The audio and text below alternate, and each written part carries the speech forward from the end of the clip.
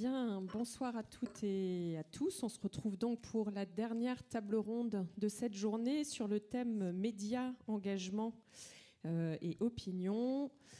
J'accueille donc Eugénie Bastier, essayiste, journaliste au Figaro. Votre dernière actualité littéraire est présente sur la table du fond. C'est La dictature des ressentis, la liberté de penser, dont je recommande la lecture, ouvrage très intéressant. À vos côtés, Geneviève Kotzinger, journaliste, ex-directrice générale de RFI et Monte Carlo Doualiya. Vous êtes aujourd'hui présidente d'une agence conseil en communication et stratégie politique et vous travaillez beaucoup avec des personnalités politiques africaines. Merci à toutes les deux d'être présentes. Et à Geneviève pour avoir répondu présente au pied levé. J'en profite pour excuser Alexis Lacroix qui était annoncé dans vos programmes mais qui est malheureusement souffrant.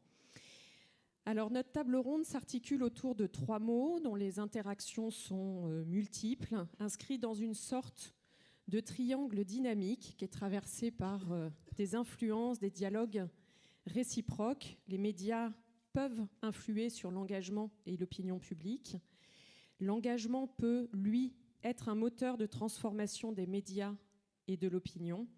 Et l'opinion publique, ses évolutions ont aussi des impacts sur l'engagement médiatique et parfois ses formes. Alors, c'est presque un truisme de le dire, mais les médias ont un rôle crucial dans une démocratie. Ils informent sur les événements, les faits, plus ou moins proches, plus ou moins lointains. Il participe aussi du droit à la liberté d'expression, on y reviendra tout à l'heure, et il contribue aussi à l'exercice de la citoyenneté. Ils sont également soumis aujourd'hui à de fortes pressions, notamment technologiques, qui transforment pas mal les usages.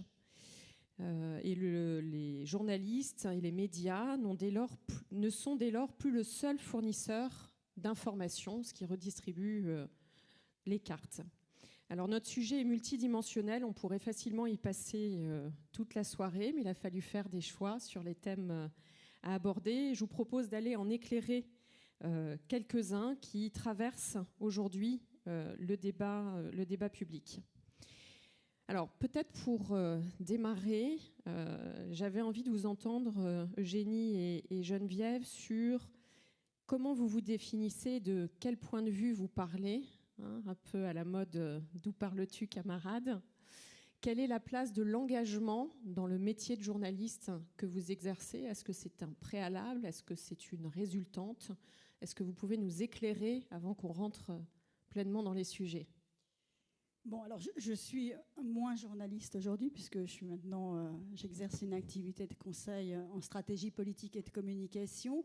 Mais effectivement, j'ai une longue vie de journaliste politique derrière moi, c'était un rêve de gamine, et surtout une vie de journaliste politique dans des médias très particuliers et ensuite de dirigeante de médias très particuliers, Radio France Internationale donc, et Monte Carlo Doualiya, qui sont des médias publics français mais qui s'adressent à un public international. Donc la problématique qu'on va élaborer, dont on va parler en ce moment, est assez différente, je pense, de celle d'Eugénie dans un média d'opinion français. Parce que l'auditoire auquel on s'adresse est par nature très différent. Il est divers, c'est à la fois des leaders d'opinion, mais c'est aussi le peuple qui écoutait RFI du matin au soir, en fait, sur son petit transistor. Donc la responsabilité est effectivement particulière. Et on peut être des médias engagés, mais en tout cas, on n'est jamais des médias militants. Ça, c'est pas possible. Et l'engagement n'est pas un engagement partisan, c'est pas un engagement politique, c'est plutôt un engagement pour la défense de valeurs qui sont celles, finalement, de notre République, en fait, qui sont une forme d'universalité, qui sont l'égalité des genres, qui sont la laïcité, qui sont ce type de choses. Donc c'est plutôt ça que j'ai défendu toute ma vie quand je dirigeais ces médias, moins comme journaliste politique, parce que quand j'y étais journaliste politique, je rendais compte des faits, en ayant toujours aussi à l'esprit que je m'adressais à un auditoire étranger, c'est-à-dire en étant plus dans une logique de pédagogie. Quand vous parlez à un auditeur à Lomé ou à Abidjan, vous vous dites que vous êtes davantage dans le décryptage, vous devez être encore plus pédagogue qu'un journaliste qui va s'adresser à un public français, évidemment. Et ensuite, je vais laisser la parole à Eugénie, mais Ensuite, en tant que dirigeante de médias, effectivement, enfin de ces médias-là, si particuliers, avec une très très très forte audience quand même, 60 millions d'auditeurs pour RFI à travers le monde et dont une très grande partie en Afrique. Oui, c'est véhiculer quelque part nos valeurs, et ça passe à travers des programmes dédiés à ça. Bonsoir, merci beaucoup pour votre invitation. Si vous me demandez si être journaliste, c'est être engagé, moi je vous dirais que oui. C'est une forme d'engagement dans la cité. Moi, si j'ai voulu devenir journaliste, alors ça fait 10 ans que je suis journaliste, je ne peux pas prétendre distribuer une quelconque leçon, j'ai encore trop peu d'expérience. Et je suis plutôt, j'ai été journaliste au Figaro, plutôt dans le service débat-opinion, donc un journalisme d'idées. J'aime pas dire un journalisme d'opinion parce qu'on y reviendra, c'est peut-être plus péjoratif, un journalisme d'idées qui essaie de ne pas traiter, qui ne traite pas les informations à chaud, mais plutôt à froid, avec de l'analyse et de la distance. Mais oui, pour moi, ce serait mentir de dire qu'il n'y a pas une forme d'engagement dans le journalisme. Et c'est pas un gros mot pour moi, l'engagement. Mais je distinguerais évidemment engagement et militantisme. Être engagé, ce n'est pas être engagé dans un camp, ce n'est pas être engagé dans un parti politique, c'est être engagé au service de la vérité. Et je trouve que le journalisme, c'est finalement un bon équilibre entre le pouvoir et la vérité. Moi, quand j'ai fait des études à Sciences Po et je faisais de la philo à côté à la Sorbonne, et j'aimais beaucoup la philo parce qu'on était dans la quête de la vérité absolue, on cherchait à comprendre, mais finalement on n'agissait pas sur le monde, dans le monde philosophique. Et j'aimais aussi beaucoup Sciences Po, je voulais faire l'ENA, je me disais j'ai envie de faire de la politique, mais je me disais en politique le problème c'est qu'on est dans un parti et finalement on abdique le goût de la vérité en s'engageant dans un camp en fait. Et je trouve que le journalisme, en tout cas moi c'est comme ça que je l'ai ressenti et c'est pour ça que je me suis engagée dans ce métier, il y a un équilibre entre le goût de la vérité auquel je tiens absolument, c'est-à-dire de pas appartenir à un camp et ne pas taire la vérité parce qu'on doit appartenir à une famille politique, et en même temps une forme d'engagement parce que oui, faire du journalisme, parler de tel ou tel sujet plutôt que de tel autre, c'est forcément avoir un impact sur la vie de la cité et forcément faire changer le monde.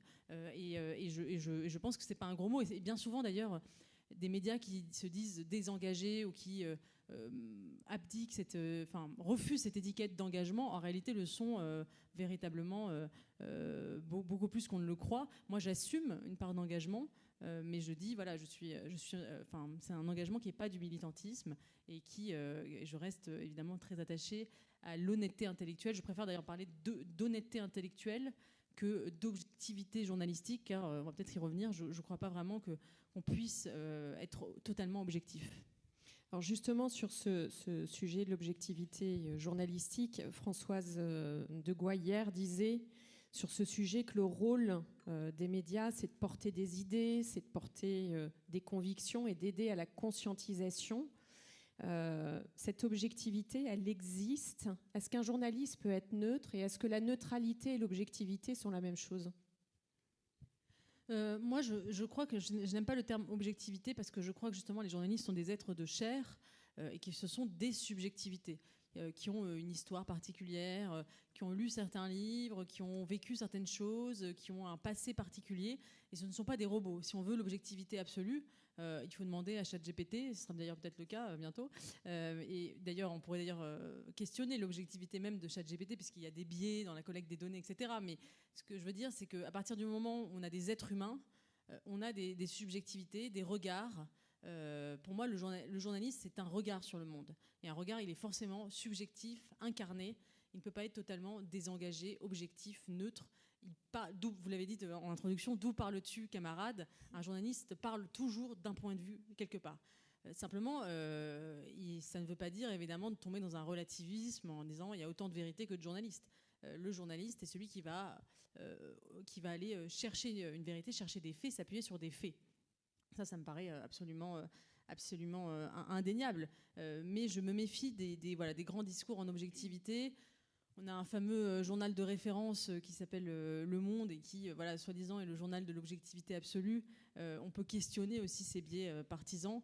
Quand il titre, par exemple, sur la mort de Nasrallah, la mort d'un grand chef charismatique, on peut se demander s'il n'y a pas un point de vue aussi derrière un journal qui se prétend pourtant incarner l'objectivité. Et je n'ai aucun problème avec ça. Je préfère les médias qui assument finalement de parler d'un certain point de vue, avec un certain engagement, que ceux qui font semblant d'être neutres et qui en réalité ont des biais évidents. Je pense d'ailleurs en partie au service public qui devrait avoir un objectif de neutralité, si ce n'est d'objectivité, car je l'ai dit, c'est impossible, de neutralité, et qui bien souvent en fait a des biais partisans évidents qu'il n'assume pas et qu'il cache. Et ça, je trouve ça effectivement dommageable pour la transparence du débat public. Alors moi non plus, je ne crois pas en l'objectivité, mais clairement pas du tout. On est tous des êtres éminemment subjectifs. On est le fruit de notre éducation, évidemment de notre culture, de nos lectures, de nos rencontres, enfin de tout ça. Donc on est éminemment subjectif. On est subjectif quand on est journaliste. En revanche, on doit toujours s'efforcer d'être profondément honnête. Et ça passe, enfin, en tout cas dans le service public tel que je le concevais, mais encore une fois, un service public particulier puisqu'il était destiné à un auditoire international, ça passe par une dissociation très claire du fait du commentaire. Ça, c'est la première règle de base qu'on vous apprend dans les écoles de journalisme, mais ça reste évidemment quelque chose vers quoi il faut tendre à tout prix. Je donne le fait, après le commentaire est libre, et le commentaire va dépendre de votre propre subjectivité. Et essayez en tout cas d'être honnête. Et pour ce qui concerne des médias internationaux, encore une fois, quand vous lisez Le Figaro, vous savez ce que vous allez chercher. En lisant Le Figaro, vous cherchez une certaine ligne éditoriale à laquelle vous adhérez, puisque vous allez acheter un journal. En revanche, quand vous recevez un média international, vous avez vous-même des convictions différentes. Vous êtes en Côte d'Ivoire, vous pouvez être pour Alassane Ouattara, contre Alassane Ouattara, pour Laurent Gbagbo en 2010, contre Laurent Gbagbo, etc., etc. Donc à partir de là, quand vous êtes un média international, si vous voulez garder votre crédibilité, il faut absolument séparer le fait du commentaire et toujours vous rappeler que vous parlez à des personnes qui n'ont pas la même pensée et la même ligne idéologique et qui vous écoutent pour votre crédibilité. Alors, sur ce sujet de la séparation du fait et du commentaire, on est quand même aujourd'hui dans un contexte de, je ne sais pas comment on peut le qualifier, de fragmentation, de tribalisation de l'espace public, où finalement le débat laisse place à une brutalisation du discours. Hein, on ne débat plus, on s'engueule. Je ne sais plus quel intervenant le disait hier ou ce matin. On dit aussi que le métier du journaliste, c'est le métier de la description des faits, mais on voit bien que quand on éclaire le sujet de l'objectivité, ça laisse une place aux commentaires, en tout cas au positionnement par rapport à ces faits.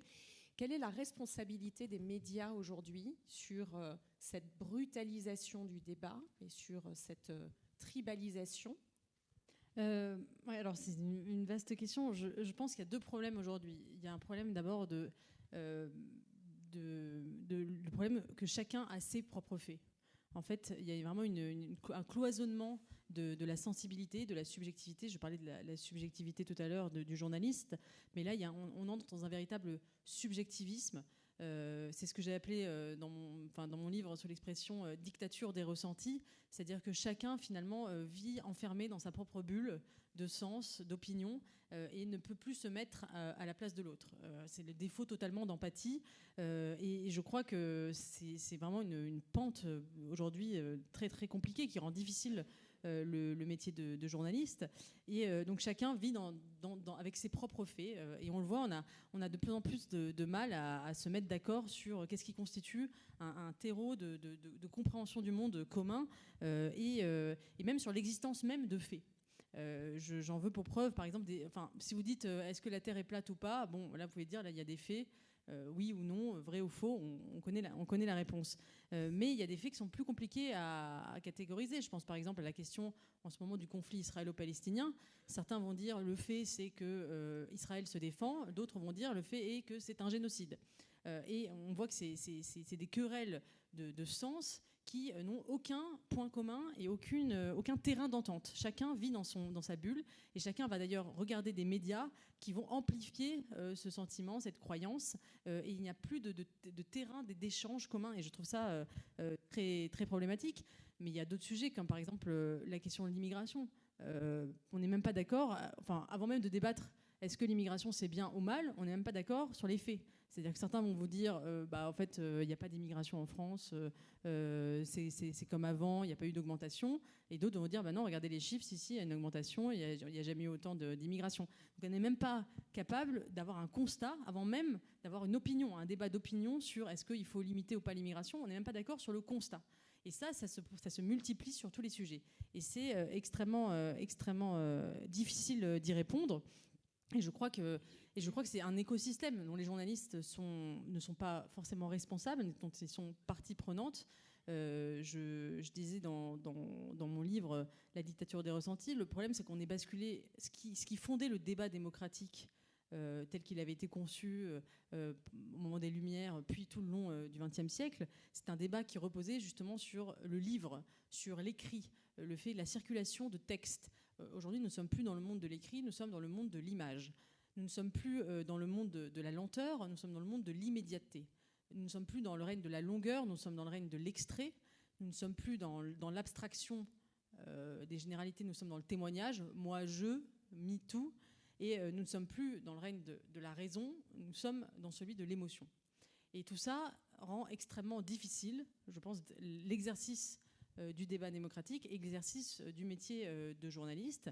Et on en parlera sans doute, mais tout cela est lié à une infrastructure technologique qui sont les nouveaux médias et les nouvelles technologies de l'information qui changent radicalement la manière que nous avons de débattre ensemble et la manière dont s'exerce le métier de journaliste. Le média n'est pas qu'un médium, il change aussi la manière de penser le monde. Et je pense que la révolution numérique a complètement bouleversé le métier de journaliste et qu'il devient extrêmement difficile. C'est un métier qui est concurrencé. Chacun, finalement, aujourd'hui, avec un téléphone portable, devient journaliste, est la propre source d'une information, et les journalistes se voient remplacés, finalement. Et c'est très difficile pour eux de conserver leur place. Ils doivent redoubler d'efforts, redoubler de rigueur, justement, pour essayer de conserver la confiance du public. Et on va sans doute y revenir, c'est très, très difficile. Geneviève ? Oui, alors cette brutalité dont vous parlez, ce tribalisme aussi dont vous parlez, on le ressent peut-être encore plus fort, effectivement, sur le terrain international, où là, on est en but, enfin, les journalistes aujourd'hui des grands médias internationaux sont en but à un process de désinformation absolue à travers les réseaux sociaux. Mais donc, je pense quand vous parliez des nouvelles technologies, vous parliez sans doute des réseaux sociaux. Et la brutalité, elle vient aussi de l'émergence d'un certain nombre de régimes extrêmement brutaux qui sont les juntes militaires au Sahel et qui pratiquent une désinformation à outrance en racontant strictement n'importe quoi, en s'appuyant sur des trolls épaulés par une grande puissance qui est la Russie en l'occurrence. Voilà, donc il y a eu un point de basculement, un moment assez intéressant qui a été l'histoire du charnier de Gossi. Je ne sais pas si ça dit quoi que ce soit à quiconque ici, mais on est le 23 mars 2022 et vous avez la junte malienne qui livre aux populations un charnier. Donc vous voyez des images d'un charnier à Gossi. Ils vous disent que c'est les militaires français de Barkhane qui partent en laissant derrière eux un charnier. En réalité, Dieu merci, si je puis dire, un drone français avait intercepté des images de soldats russes en train d'enterrer des cadavres. Donc en fait, c'était absolument pas l'armée française, c'était des soldats. Mais ça s'est répandu comme une traînée de poudre dans tous les réseaux sociaux. Et heureusement, il y avait ces contre-images. Mais vous avez une opinion publique aujourd'hui, essentiellement dans les pays africains auxquels s'adressent les grands médias internationaux en langue française, qui est très sensible à cette désinformation et à ces réseaux sociaux. Parce que vous avez des jeunes qui ne s'informent en réalité, enfin qui ne s'informent pas que comme ça, mais qui écoutent RFI et France 24 pour les dénigrer, et qui aujourd'hui, certains d'entre eux, et qui se nourrissent des réseaux sociaux et qui se nourrissent de fake et qui sont relayés par des activistes, souvent rémunérés par la Russie, et qui en tout cas qui recueillent un écho extrêmement large.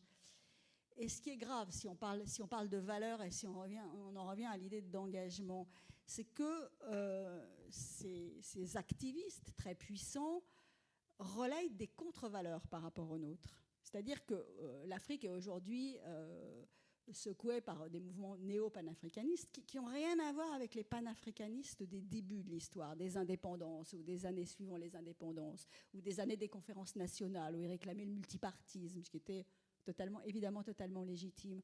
Aujourd'hui, les activistes actuels rejettent radicalement les valeurs occidentales comme étant des valeurs d'exportation.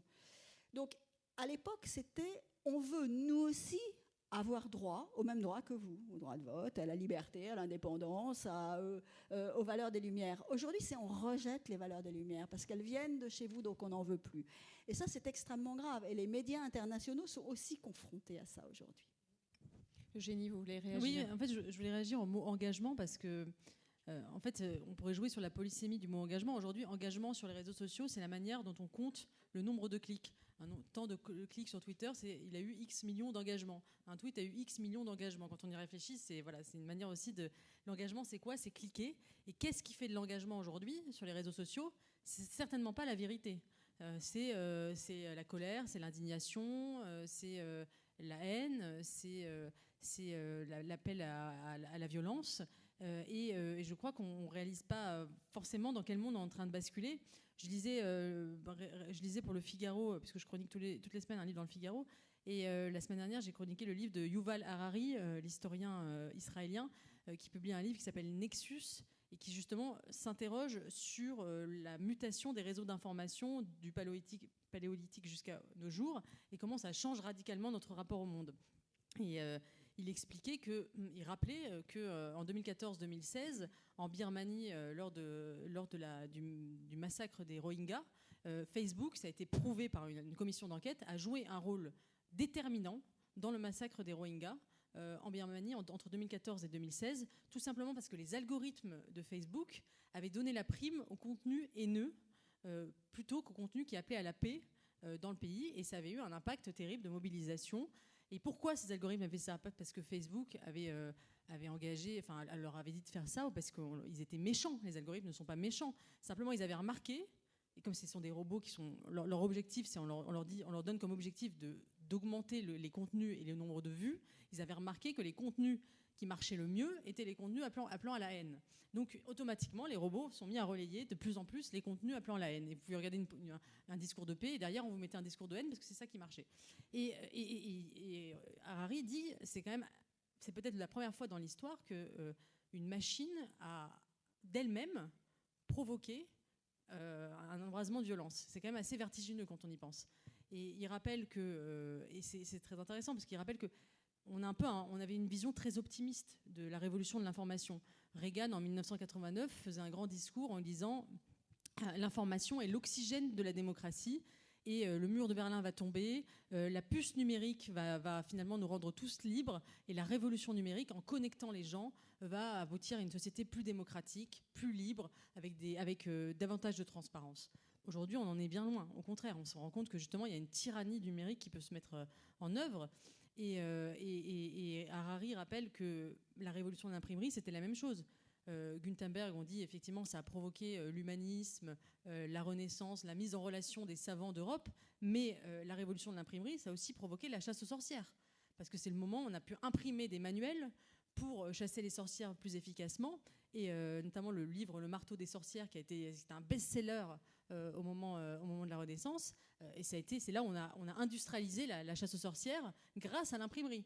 Donc à chaque fois, une révolution technologique, un avalanche d'informations, une mise en circulation de l'information ne veut pas dire forcément une mise en circulation de la vérité.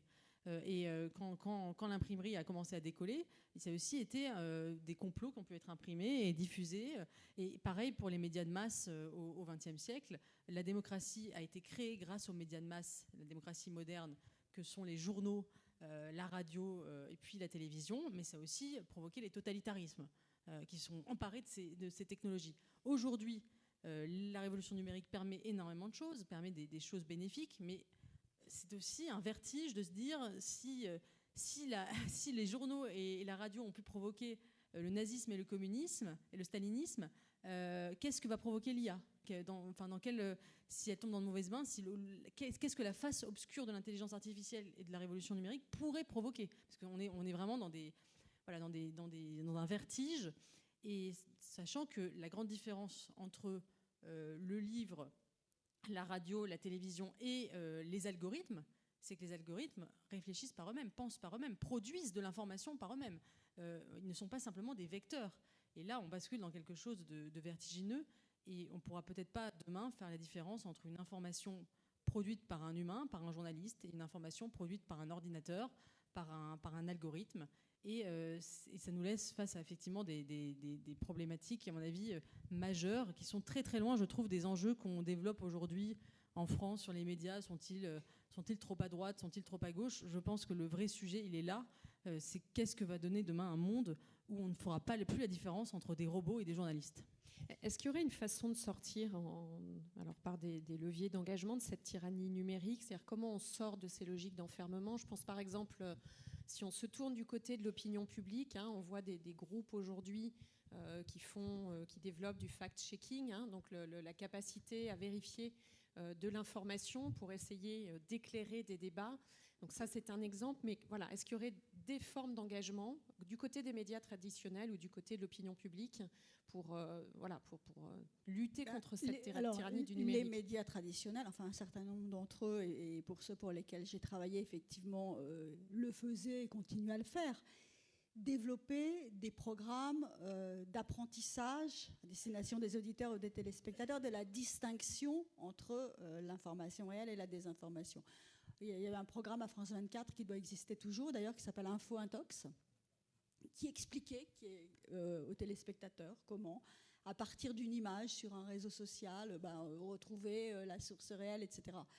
Donc ça existe. Effectivement, ça va être davantage mis en pratique. Ça existe déjà un petit peu. C'est une question d'éducation, en fait.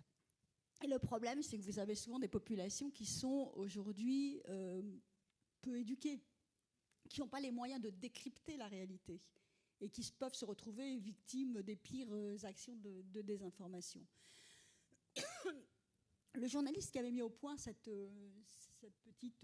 module Info Intox, et aujourd'hui, lui, depuis 2-3 jours, en fait, en proie à une campagne des 3 jeunes du Mali, du Niger et du Burkina Faso qui ont lancé un mandat d'arrêt international contre lui.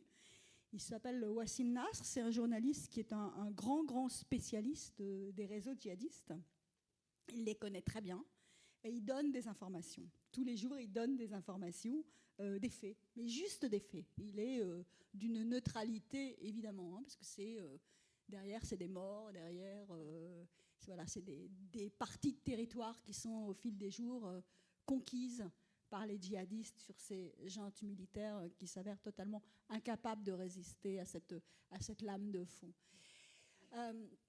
Dans ces 3 pays, aujourd'hui, les journalistes sont soit au mieux emprisonnés, soit envoyés au front, soit ils disparaissent. Et donc France 24 demeure... France 24 est coupé, évidemment, il ne peut plus diffuser. Mais néanmoins, vous arrivez à le voir sur votre téléphone portable ou par d'autres biais, vous arrivez quand même à le capter. Et c'est un espace de liberté, en fait, et c'est un espace de vérité.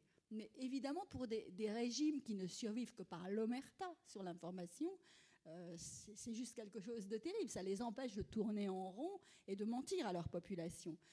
Donc ce qu'ils ont trouvé, là, aujourd'hui, c'est de dire que finalement, si Wassim Nasr donne des faits, a des infos, c'est qu'il est de mèche avec les djihadistes. Et donc, ils ont lancé un mandat d'arrêt international contre lui. Donc c'est ce que peuvent faire les médias traditionnels, c'est ça, c'est continuer à dire la vérité, continuer à dire les choses, continuer à informer et expliquer à leurs auditeurs ou téléspectateurs comment mieux faire la distinction entre un fait réel et une désinformation. Ça pose la... Allez-y, Eugénie. Je vais juste réagir sur les fake news parce que moi je suis assez sceptique vis-à-vis des entreprises, enfin des tentatives de fact-checking, parce que j'ai l'impression que c'est un peu vider la mer à la petite cuillère et quelque part s'adresser déjà à un public déjà conquis d'avance. Vous l'avez dit, c'est sur France Inter, c'est des gens qui écoutent France Inter qui sont déjà en fait convaincus de certains faits, qui sont pas susceptibles de tomber dans le complotisme. Et je pense que quand on est déjà dans une logique complotiste, quand on est déjà dans cette logique-là, peu importe les entreprises de fact-checking, c'est très difficile de faire changer d'avis la personne. Et je pense que ça se situe encore plus haut. C'est la manière dont en fait, il faut demander aux GAFAM en fait, de rendre transparents leurs algorithmes. Parce que là, il y a une opacité totale. On ne sait pas ce qui se passe. C'est une boîte noire, en fait, les algorithmes des GAFAM. Pourquoi telle information va être mise en avant plutôt qu'une autre? Comment, en fait, on va susciter du clic en donnant aux gens, en fait, ce qu'ils ont envie d'entendre et d'écouter? Tout ça est soumis. Ce sont des algorithmes totalement opaques, auxquels on n'a pas accès. Et d'autre part, les GAFAM ne sont pas soumis aux droits des médias. Aujourd'hui, un journal comme Le Figaro, par exemple, les commentaires qui sont sur les articles du Figaro, sur le site du Figaro, Alexis Brézé, le patron du Figaro, est responsable juridiquement de ces commentaires. C'est-à-dire que si vous avez un commentaire raciste, injurieux, diffamatoire, eh bien, il est responsable. Donc il y a un travail sans cesse de modération qui est géré par des équipes spécialisées, mais nous sommes juridiquement responsables des commentaires qui sont sur le site du Figaro. Et c'est un droit de la presse qui est complètement différent. Alors que sur les réseaux sociaux, c'est une poubelle à ciel ouvert. Et ces grands médias sociaux vivent finalement de la presse traditionnelle, parce que beaucoup de contenus qui transitent viennent de la presse traditionnelle. Et en même temps s'enrichissent avec les données des gens sans avoir aucune responsabilité. Et à un moment, il va falloir se poser la question de leur responsabilité. Et ils ont atteint une telle puissance. Quand vous voyez que Google, c'est 99% du trafic mondial quasiment de moteurs de recherche, ou 95% peut-être, c'est absolument colossal. Ils ont une puissance dont on n'a même pas idée. Google, en fait, le moteur de recherche, c'est rien dans leur véritable business model. Le business model, c'est celui de l'intelligence artificielle, et ils utilisent le moteur de recherche pour gagner des données que nous leur donnons gratuitement. Mais c'est en fait c'est une puissance qui est beaucoup plus forte que certains États. Et peut-être bientôt, il sera trop tard justement pour agir, pour démanteler ces GAFAM, ou peut-être pour les réguler. Et je crois que le vrai problème aujourd'hui de l'information, c'est sa concentration. C'est-à-dire que vous avez, je crois énormément au pluralisme. Le pouvoir doit se diviser. Pour avoir de la liberté, il faut diviser le pouvoir. Quand le pouvoir est trop concentré à un endroit, ça devient dangereux. Et aujourd'hui, ces GAFAM concentrent un pouvoir absolument délirant. Ils concentrent un nombre de données folles. Et il est urgent, à mon avis, d'agir pour les réguler. Je suis malheureusement peu optimiste sur la capacité que nous aurons à le faire. Il est très tard, mais je pense que c'est vital si on veut conserver la démocratie libérale telle que nous la concevons aujourd'hui. Alors on voit que tout ça interroge aussi, et il y a pas mal d'études très régulières qui sont publiées sur la confiance dans les médias. Alors évidemment les médias traditionnels, mais cette question de la confiance, elle est réinterrogée par toutes ces informations produites par d'autres que des journalistes. Quel regard vous portez sur la place de l'opinion dans cette question de la confiance, sur la place du débat des idées et sur le traitement de l'information et de sa place? Oui, je pense que c'est très... La confiance existe, elle est très très fragile. Elle est à conquérir et elle est à conserver tous les jours. La confiance pour un grand média international, elle vient de sa crédibilité. Moi, je crois qu'on est toujours plus crédible en disant la vérité, en énonçant des faits. Mais après, c'est vrai ce que vous disiez sur malheureusement, on écume la mer avec une petite cuillère. On est d'accord. Mais je pense que néanmoins, il ne faut pas renoncer à écumer la mer, si possible avec une louche plutôt qu'une petite cuillère, mais qu'il faut rien lâcher, et qu'il faut. Après, on peut pas tout faire tout seul. C'est une question, bien sûr, d'éducation. C'est normal qu'il y ait une méfiance pour des médias, envers des médias qui viennent d'ailleurs aussi, parce que. Moi, quand je dirigeais RFI, j'ai toujours ressenti cette ambivalence. À la fois, je t'aime et en même temps, tu n'es pas complètement moi.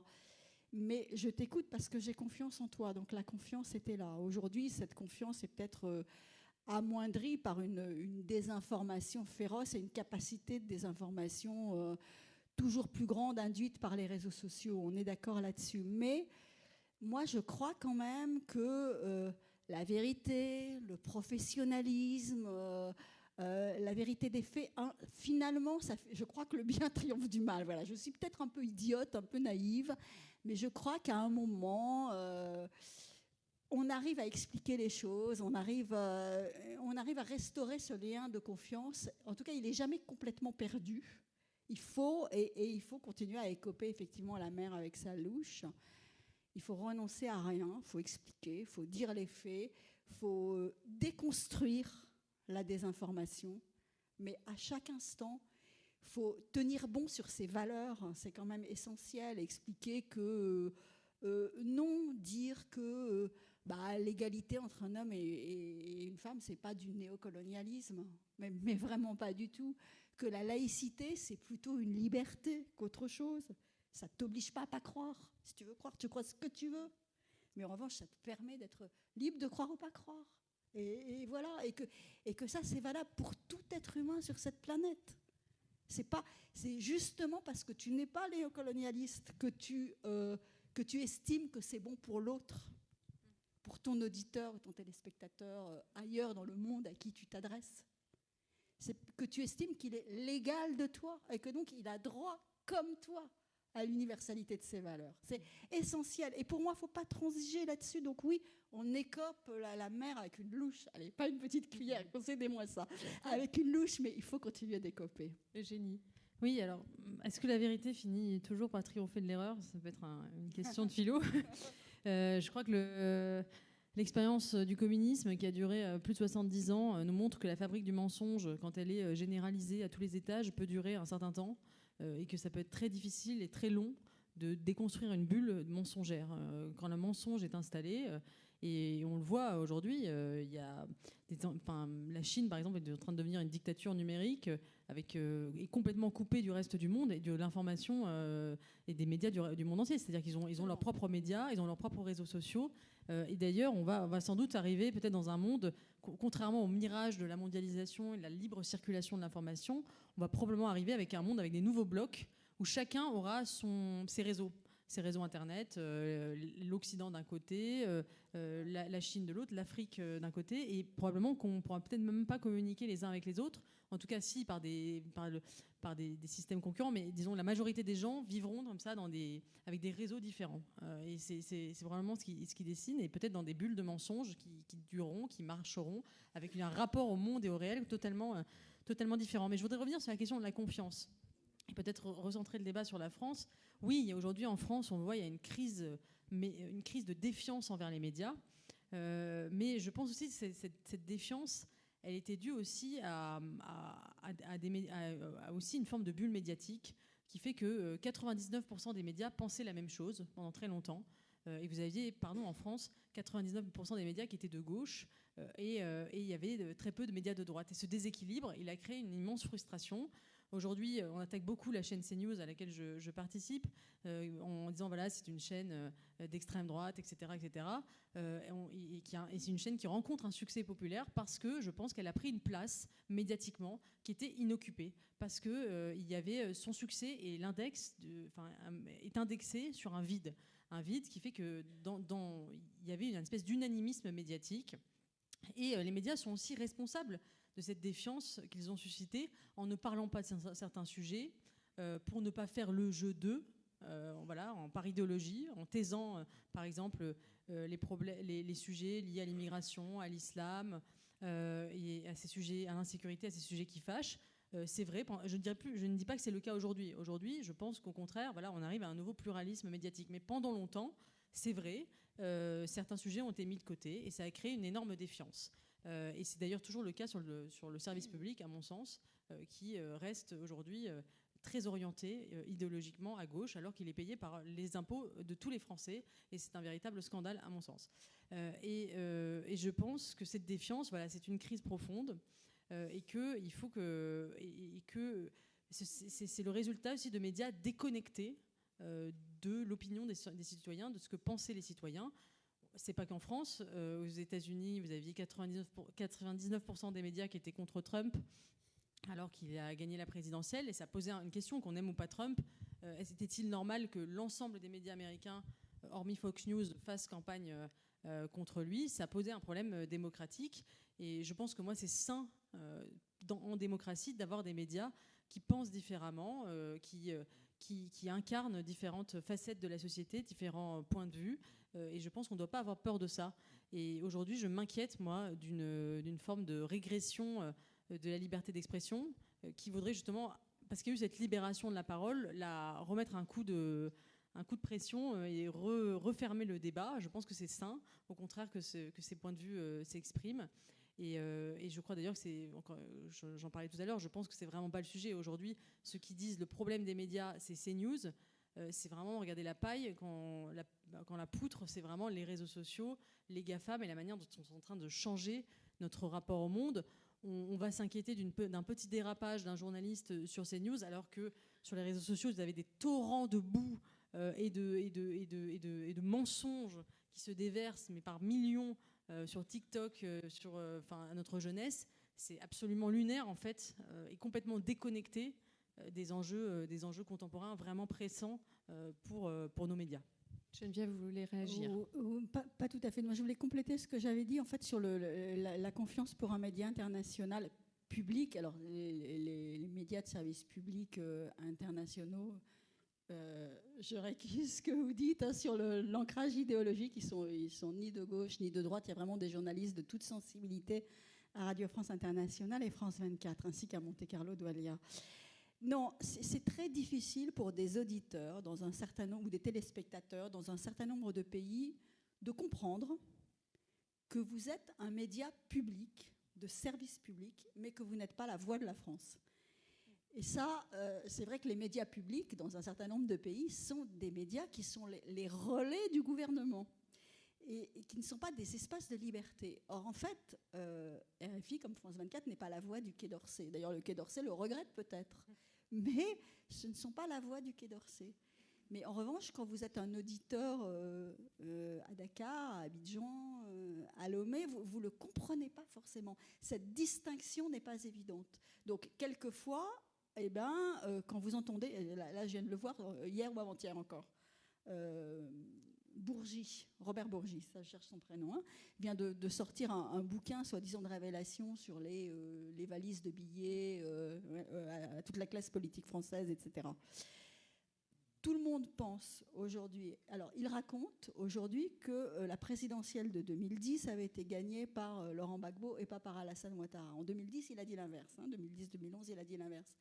Aujourd'hui, l'explication, enfin tout le monde ce que comprend la majorité de la population ivoirienne, c'est s'il dit ça sur France 24, c'est que la France vient de lâcher Alassane Ouattara. Donc en fait, il n'arrive pas à faire la distinction entre le fait que ce monsieur sort ce livre, il est invité naturellement, il vient vendre son bouquin, il vient vendre sa salade. Est-ce qu'il mentait il y a 10 ans, il y a 15 ans, ou est-ce qu'il ment aujourd'hui, on n'en sait rien. Mais en réalité, c'est normal de lui donner la parole. Ce n'est pas la France qui s'exprime à travers lui. Ce n'est pas la France qui a changé de position à travers lui. Mais ça, c'est extrêmement compliqué à comprendre pour des auditeurs de pays où, en fait, ça ne fonctionne pas comme ça. Et quand Emmanuel Macron, notre cher président de la République, dit à une conférence des ambassadeurs en 2023, à une autre conférence des ambassadeurs en 2022, appuyez-vous sur RFI et France 24, c'est perçu comme ce sont des vecteurs de la politique française. Donc c'est d'une extrême maladresse de sa part. Voilà, il n'aide pas à la cause. Hein. Bien, alors je vois que le temps file extrêmement rapidement. J'ai encore 2 dernières questions. La première, on ne l'a pas vraiment abordée, c'est celle de la liberté d'expression dans les médias. Peut-on laisser tout dire et est-ce qu'il faut laisser tout dire ? Et notamment dans ce mouvement où, effectivement, avec l'émergence des nouvelles technologies, des réseaux sociaux, on voit énormément de choses se déverser. Quel regard là-dessus ? Alors, moi, j'ai plutôt une conception large de la liberté d'expression. Je pense que c'est le pari de la démocratie, la liberté d'expression. C'est de parier que dans l'espace public vont circuler des informations qui seront peut-être, qui nous gêneront peut-être, qui seront peut-être fausses, mais nous faisons le pari de la liberté. Et effectivement, nous sommes suffisamment sûrs de nous, et parce qu'on parie que cette liberté d'expression aussi aura pour vertu de corriger les excès du pouvoir, et en laissant cette liberté d'expression comme un principe, elle aura plus d'effets positifs que négatifs.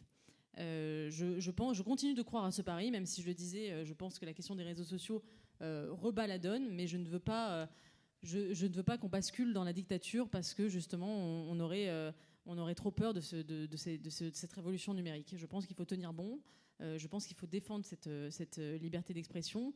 Et je remarque qu'aujourd'hui, nous sommes tous complices de cette régression de la liberté d'expression, puisque le citoyen contemporain ne supporte plus d'entendre une opinion qui n'est pas la sienne. Et ça, c'est vraiment quelque chose que je trouve très problématique, parce que précisément, vivre en démocratie, c'est, comme disait Max Weber, c'est le polythéisme des valeurs, c'est de penser que finalement personne ne détient la vérité entièrement et qu'il y a un conflit inhérent à la démocratie, un pluralisme inhérent à la démocratie. Aucun camp, aucune majorité ne détient entièrement la vérité, ne détient entièrement le bien. Et donc on est confronté dans l'espace public à des opinions qui nous déplaisent, à des opinions qui nous choquent, à des opinions qui ne sont pas les nôtres, et on doit l'accepter. Et on l'accepte de moins en moins en réalité, puisque aujourd'hui on devient hostile à l'opinion d'autrui. On voit que de plus en plus des conférences sont annulées, on demande l'interdiction d'un tel ou d'un tel. De plus en plus de débats qui, à mon avis, devraient se tenir dans l'espace public se tiennent au tribunal. Par exemple, qu'on soit d'accord ou pas avec Éric Zemmour, moi je trouve scandaleux qu'il soit jugé pour ce qu'il a dit sur Pétain, par exemple. Sur Pétain à sauver des juifs. Moi je trouve que c'est une aberration de dire ça. Je pense que c'est faux d'un point de vue historique, mais ça devrait se traiter dans le débat d'idées, dans le débat intellectuel. Il devrait être confronté à des historiens qui lui disent voilà, ce qu'il dit est faux, mais qu'il aille au tribunal, qu'il soit jugé pour ça. Je trouve qu'on atteint là on touche à la liberté d'expression. La liberté d'expression, c'est pas la liberté de dire uniquement la vérité ou des choses gentilles ou des choses qui nous plaisent. Si on est pour la liberté d'expression seulement pour ses amis, on n'est pas pour la liberté d'expression en réalité. Donc je défends ce principe, et je déplore la judiciarisation de plus en plus grande du débat public qui à mon avis est nuisible au débat, et qui encore une fois n'est pas sur les véritables enjeux, parce qu'on voit d'un côté on fait une police de la pensée, de l'expression sur les médias traditionnels qui sont soumis à de plus en plus de judiciarisation, et de l'autre on a effectivement les réseaux sociaux qui sont un torrent de boue incontrôlés et qui répandent du harcèlement, de la diffamation, des injures, et tout ça sous anonymat. Moi personnellement, je suis plutôt rétive. Je pense que si on en finissait avec l'anonymat sur les réseaux sociaux, ça permettrait déjà de baisser d'un cran la violence du débat, parce que quand on a son propre visage, quand on a sa propre identité, on ne dit pas la même chose que quand on est caché derrière un masque. Ça me semble évident. Je conçois qu'il y aurait sans doute des problèmes pour des lanceurs d'alerte, etc. Mais je pense que quand un journaliste écrit dans un média, il écrit avec un nom, avec une identité, il met sa responsabilité sur la table. C'est ça justement le métier de journaliste. On rend compte de nos propos, et c'est ça qui disparaît sur les réseaux sociaux, et qui me semble effectivement une pente dangereuse. Et je pense qu'on ferait mieux de se préoccuper de ça plutôt que d'aller traquer les opinions des uns et des autres dans les médias qui relèvent là de la véritable liberté d'expression. Bon, que se passe-t-il? C'est fini.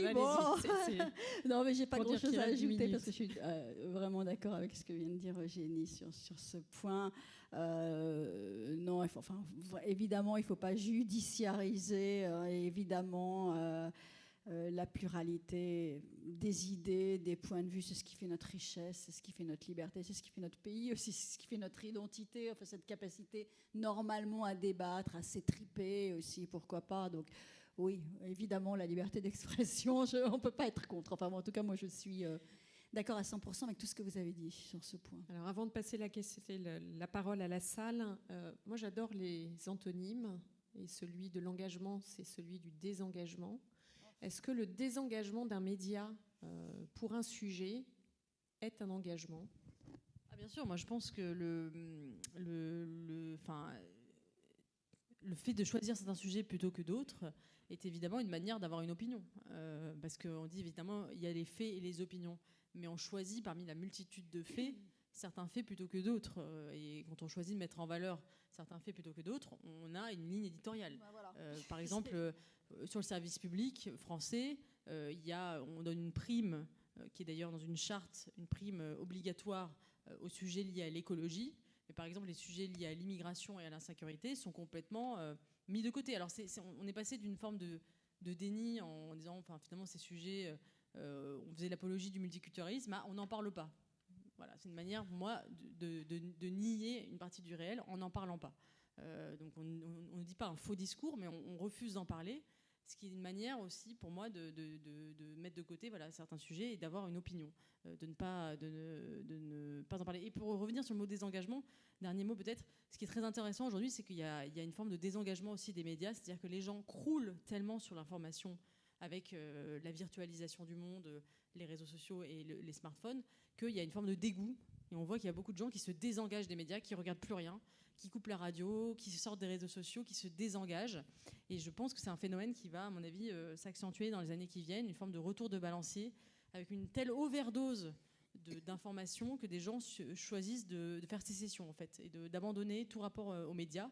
Et on le voit de plus en plus, c'est mesuré de sondage en sondage, des gens qui sont dégoûtés de l'information. Oui, la fameuse fatigue informationnelle. Ouais, je ne sais pas si c'est du désengagement. Moi, je dirais que c'est une ligne éditoriale, évidemment, et que de toute façon, pour un média, quel qu'il soit, informer, c'est aussi faire des choix, parce que vous avez un certain nombre d'heures dans la journée consacrées à l'information, parce que vous avez un certain nombre de volumes de papier, parce que vous avez aussi une certaine capacité de lire ou d'écouter. Et voilà, donc ça impose de faire des choix, c'est la ligne éditoriale, point. Je vous trouve très sévère avec le service public, donc je ne partage pas votre niveau de colère par rapport au service public. Bon, et de Libération aussi. Ça, c'est un journal d'opinion, au même titre que le Figaro. Donc ça, là, vous ne pouvez pas contester que le Figaro ou que l'Opinion soient des journaux d'opinion et que Libération ne soit pas un journal d'opinion. Il est clairement engagé et affiché comme tel. Vous pouvez le contester pour Le Monde, je suis d'accord avec vous, mais pour Libération, non, c'est normal. Je pense quand même que le Figaro parle de tous les sujets. Après, évidemment, il y a des biais. Il y a un prisme. Il y a un prisme. Voilà. Mais je pense quand même qu'on couvre, on essaie de parler de tous les sujets. Il n'y a pas de sujet qu'on met de côté. On parle d'écologie, on parle d'insécurité. Enfin, il n'y a pas de sujet qu'on met totalement à part en disant, voilà, on ne va pas s'en occuper. Voilà, c'est un autre débat. Tout à fait. Je vous propose qu'on ouvre les questions à la salle et qu'on prenne une première question. On en a une tout devant. Bonsoir, Flavien Ourcel de l'HEIP, l'École des hautes études internationales et politiques. J'ai une question pour Madame Eugénie Bastier. Vous avez parlé du goût de la vérité. Ne pensez-vous pas qu'à partir du moment où les médias appartiennent à des grands groupes et milliardaires, donc pour les citer Dassault pour le Figaro et Bolloré pour le groupe Canal+, on ne transmet pas la vérité mais une vérité qui d'ailleurs conforte les gens dans, vous l'avez dit, une forme de haine de l'autre en fonction des médias qu'ils regardent et les enferme dans une coquille. Vous avez oublié quand même de citer M. Drahi et M. Niel, qui sont des milliardaires, qui possèdent aussi d'autres médias, des médias plutôt engagés, plutôt de gauche. Donc on voit qu'il y a quand même un certain pluralisme. Moi, alors, est-ce qu'il y a une concentration aujourd'hui médiatique qui d'ailleurs suit une dynamique du capitalisme qui va vers la concentration? Effectivement, on peut trouver ça problématique. Après, moi, je crois quand même que les médias privés, et pour appartenir au Figaro, je ne crois pas au grand complot des méchants puissants qui tirent les ficelles et qui agitent comme ça les rédactions, comme si finalement les journalistes étaient des pantins au service des milliardaires. Je n'achète pas ce complot-là, tout simplement parce que je vis dans une rédaction, effectivement, vous l'avez dit, possédée par un milliardaire et que nous n'avons pas de pression de l'actionnaire à notre quotidien. Simplement, je pense qu'il y a un peu une dimension presque complotiste. On le voit avec M. Bolloré qui excite finalement l'intérêt médiatique de façon, à mon avis, complètement disproportionnée. Parce que quand on fait la même chose avec M. Soros, on dit que c'est du complotisme, mais quand c'est avec M. Bolloré, c'est de l'enquête journalistique poussée à son paroxysme. Voilà, moi je crois qu'il y a derrière un peu une vision complotiste de l'information. Je crois que les médias sont plutôt libres dans notre pays. Et c'est tant mieux d'ailleurs qu'il y ait plusieurs milliardaires, qu'il y ait chacun des médias différents. Je crois justement que c'est justement le rôle du privé de faire jouer ce pluralisme. Il y a des milliardaires de droite, il y a des milliardaires de gauche qui font vivre leurs journaux. Je crois que c'est important aussi qu'il y ait un service public.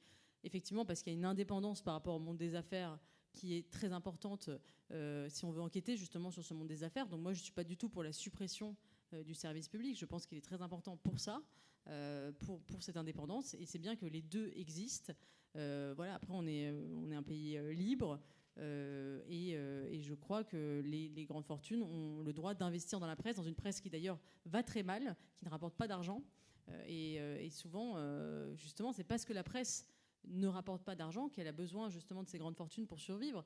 Et c'est tout l'enjeu aujourd'hui, c'est comment redonner une indépendance économique aux médias, parce que si des médias ne vont pas bien économiquement, fatalement ils tomberont dans la main de gens qui voudront les racheter.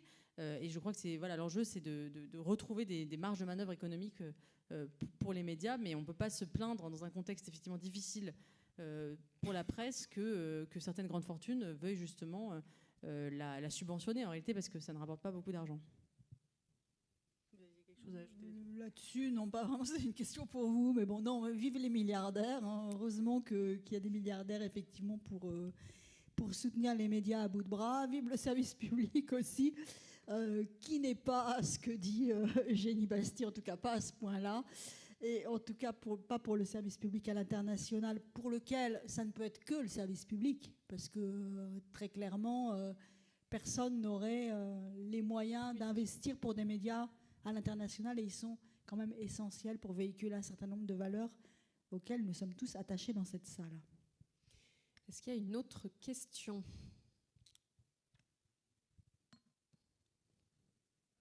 Ça sent l'heure du dîner quand même, hein ? Oui, il y a une question ici devant, madame. Moi, ce n'est pas une question, c'est une réaction par rapport à ce que vous avez dit, Eugénie, sur le phénomène GAFA. Parce que finalement, l'histoire des milliardaires, etc., c'est une goutte d'eau. Je pense qu'effectivement, ceux qui sont derrière tous ces gens-là tiennent tout le système. Et on ne peut plus rien faire. Moi, j'ai vécu dans la Silicon Valley dans les années 2000. Je suis rentrée en France en disant il faut arrêter de suivre les Américains, il faut arrêter Google. On a essayé de continuer avec du Linux. Aucune grande boîte française n'a continué avec Linux. On avait une certaine indépendance à ce moment-là. Personne n'a suivi. Aucun grand groupe n'a suivi. Donc maintenant, ils sont tous coincés, noyautés. Et moi, je trouve que c'est beaucoup plus inquiétant que la liberté des médias tenue. Ils ont toujours. J'ai vécu dans des groupes de presse. Effectivement, tout d'un coup, on a des gros mécènes et on ne peut pas vraiment écrire des choses ignobles sur eux parce que c'est quand même notre mécène. Ça s'arrête là. Hein. C'est très léger. C'est surtout la pub qui joue un rôle. C'est qui paye la publicité des journaux et qui les fait vivre. C'est plus important. C'est plus par là que ça se passe. Mais au niveau des GAFA, quelles seraient les solutions aujourd'hui ? Non, mais il est très tard, vous l'avez dit. Et le problème, c'est que quand vous avez une chaîne McDonald's, le petit restaurant de quartier, il peut continuer à survivre. Mais quand vous avez Google, le petit algorithme de quartier, il ne survit pas. Puisque le principe de Google, c'est de reposer sur l'aspiration de données et d'être le plus gros. C'est celui qui a le plus gros stock de données qui est le plus efficace. Et c'est pareil pour tous les réseaux sociaux. C'est très difficile de lancer un réseau social concurrent une fois qu'ils ont atteint un certain seuil critique. Donc il y a, et c'est certainement pas, à mon avis, dans les mains de l'Union européenne. Ça se jouera aux États-Unis probablement. Est-ce qu'un jour les politiques américains auront le courage de casser des monopoles? Je vous vois dubitative. Je le suis aussi. Sachant le lobbying que font d'ailleurs ces grandes entreprises et l'argent qu'ils mettent au Congrès américain, je pense que ce sera très très très difficile. Voilà, je pense que c'est très très mal parti. J'ai pas de solution comme ça clé en main. Et je pense qu'il faudra à un moment peut-être des grands accords mondiaux sur la régulation de ces réseaux sociaux, de ces algorithmes, et même au-delà des réseaux sociaux, de l'intelligence artificielle et de la circulation de l'information et de la fabrication de l'information dans les années qui viennent. On est vraiment au seuil d'un basculement, à mon avis, vertigineux. Des réseaux sociaux qui évoluent d'ailleurs plutôt dans le mauvais sens. Hein. Quand vous voyez le Elon Musk avec X aujourd'hui, ce qui était Twitter autrefois, c'est plutôt moins régulé, c'est plutôt davantage de harcèlement, c'est plutôt pire. C'est plutôt pire. Dernière question.